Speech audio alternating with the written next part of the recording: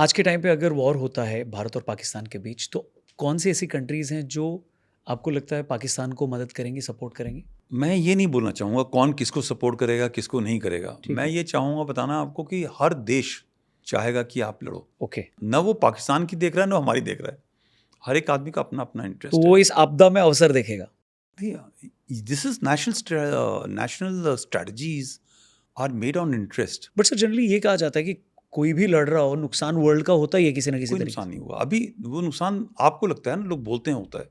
अच्छा। यूक्रेन की लड़ाई के अंदर सबसे ज़्यादा पैसा पहले जब स्टार्ट हुआ तो अमेरिका दे रहा था, नेटो वाले मना कर रहे थे। यूरोपियन कह रहे नहीं होना चाहिए। अब सबके सिस्टम सेट हो गए हैं। अब अमेरिका बोल रहा है मत करो और नेटो कह रहा है और बाकी यूरोपियन कह रहे हैं करो कह रहे हैं ना। So they are wanting Ukrainians to fight to the last Ukrainian against the Russians. निशाने पे कौन है? रशियंस निशाने पे नहीं है। निशाने पर यूक्रेन की जो ग्रीनरी है, रिसोर्स है, जो डिस्ट्रक्शन हो रहा है, जब वो रिकंस्ट्रक्ट होगा, वो है आपके पुराने एमुनिशन, हथियार, टेक्नोलॉजी जो ख़त्म हो गए थे, खराब मतलब उसकी ज़रूरत नहीं थी। अब ड्रोन आ गया है, तो एआई सिस्टम आ गया, मॉडर्न सिस्टम आ गए हैं, नए नए 4th 5th generation 6th generation aircraft की तरफ आप चल रहे हैं।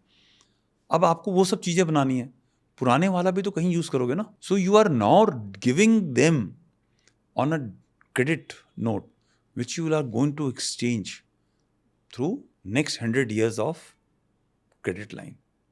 It's a business world. They are destroying Ukraine.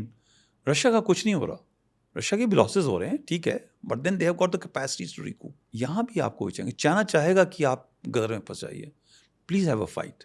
वो उकसाएगा। कई लोग ये भी कह रहे हैं कि चाइना ने ही बोला या पाकिस्तान को अप्रूवल दिया ये काम करने के लिए, और ऐसा होता है।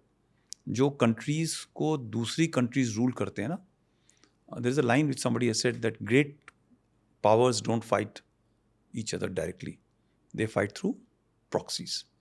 सो पाकिस्तान तो विलिंग प्रॉक्सी है ना, वो कभी अमेरिका का प्रॉक्सी है, कभी और चाइना उनके का डिफेंस प्रॉक्सी मिनिस्टर है। ने तो ऑन रिकॉर्ड एक्सेप्ट किया अभी रिसेंट एक इंटरव्यू में कि we have been doing it for west. या so they are and proxies and they are willing. मतलब वो तो कोई पैसे के लिए कर रहा है, बट कुछ इनका हिसाब किताब ये है कि हम इंडिया के बरखिलाफ कर रहे हैं, इनका सोचना है, that's okay with. So they will want us to fight to the last Pakistani. उससे कई चीज़ें हैं। अब देखिए आप, चाइना की इंडस्ट्री खत्म हो रही है, जो मैन्युफैक्चरिंग है वो दाएं बाएं शिफ्ट हो रहा है, कुछ इंडिया में आने लगा, तो ये आ जाएगा भाई इंडिया इज़ अनरिलायबल लोकेशन, कर दो यहाँ पे। वो फैक्ट्रियाँ शिफ्ट होकर के वापस चाइना चली जाएंगी। वो चाइना में तो डिक्टेटरशिप है, डंडा मारेंगे, सब लोग काम करेंगे। आपके यहाँ डिक्टेटरशिप है नहीं, ठीक है, यहाँ तो डेमोक्रेसी है, तो वो चलेगा नहीं। So the full thing which is moving out will go back to China. They are also facing a economic crisis. There is a thing called military industrial complex in USA और in NATO countries, in the modern countries. अरे क्या हथियार बिकेंगे, पाकिस्तान को भी मिलेगा, हमारे को मिलेगा। पहलगाम जिस दिन हुआ उसके कुछ दिन के बाद ही उनके पास में हथियार, एमुनिशन, पैसे वैसे सब आए उनके पास में। टर्की से so everybody is looking at the great business opportunity. Why not? फैक्ट्रियां बंद हो रखी हैं, लड़ाई नहीं हो पा रही है ठीक से। बड़ी लड़ाई होगी तो बड़े हथियार इस्तेमाल होंगे, और बड़ा हथियार इस्तेमाल होगा तो पैसा आएगा। किसी को सैटेलाइट का लिंक चाहिए, किसी को कम्युनिकेशन लिंक चाहिए, एवरीथिंग इज मनी। सब देश चाहेंगे कि इंडिया और पाकिस्तान लड़ें। उसमें कौन मरेगा उससे उनको क्या है, फ़ायदा उनका है। सबकी इकोनॉमिक रिवाइवल हो जाएगी। आप ये देखिए ना, सबकी इकोनॉमी नीचे बैठी हुई है, राइट। जॉब नहीं है, काम नहीं है, फटाफट फैक्ट्री लग जाएंगी, खुल जाएंगी, असला बनने लगेंगे, एमुनिशन बनने लगेगा, आ जाएगा। फिर लोग ने यही पूछना है गवर्नमेंट से कि यार आप लड़ाई तो कर रहे हो, अभी हमारे को पैसे चाहिए, खूब चाहिए। Everything comes at cost.